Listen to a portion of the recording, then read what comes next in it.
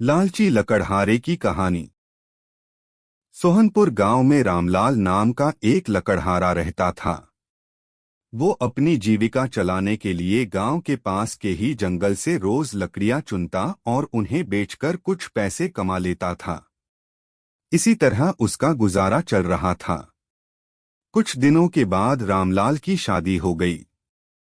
उसकी पत्नी बड़ी खर्चीली थी, इसलिए अब उतनी लकड़ियों को बेचकर घर चलाना मुश्किल हो गया था।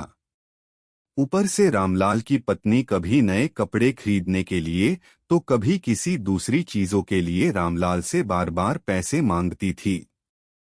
अगर पैसे न मिले तो रूठ जाती।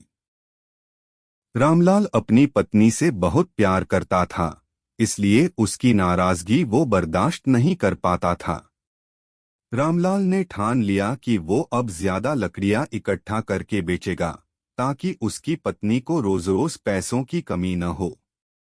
पत्नी की इच्छा पूरी करने के लिए आज रामलाल घने जंगल तक चला गया और बहुत सारी लकड़ियां चुनकर बाजार में बेच दी। ज्यादा लकड़ियों के ज्यादा पैसे मिले तो खुश होकर रामलाल ने सारे पैसे अपनी पत्नी को दे दिए।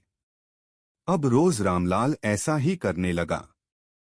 देखते ही देखते उसके मन में लालच इतना बढ़ गया कि उसने धीरे धीरे पेड़ काटना भी शुरू कर दिया। पेड़ काटने से और ज्यादा लकड़ियां हो जाती थीं और उसे अधिक दाम मिलने लगे।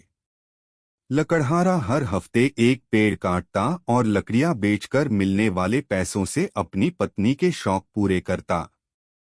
अब पैसे ज्यादा आ रहे थे तो घर भी अच्छे से चल रहा था।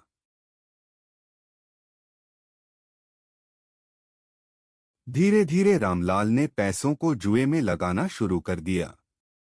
जुआ खेलने की लत ऐसी लगी कि रामलाल एक मोटी रकम इसमें हार गया। अब इस रकम को चुकाने के लिए रामलाल ने एक दो मोटे मोटे पेड़ काटने का फैसला लिया। जैसे ही रामलाल ने जंगल में जाकर अपनी कुल्हाड़ी को एक बड़े से पेड़ पर चलाने की कोशिश की तो उस पर पेड़ की टहनी ने हमला कर दिया।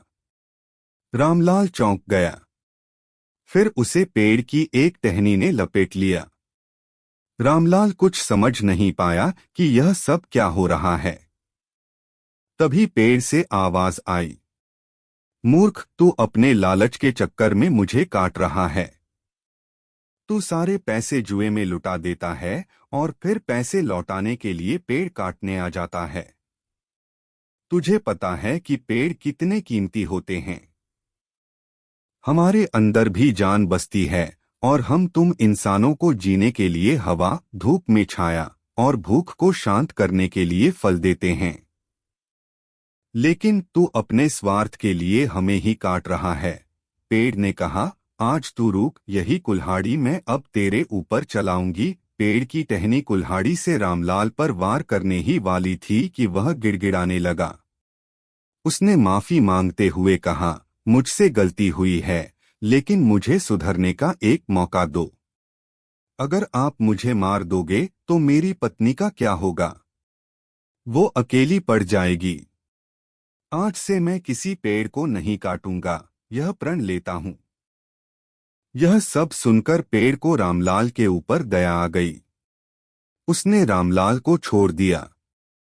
छूटते ही रामलाल भागकर अपने घर गया और पैसों के लालच में न आने का संकल्प ले लिया। कहानी से सीख, लालच में आकर पर्यावरण के साथ खिलवाड़ नहीं करना चाहिए।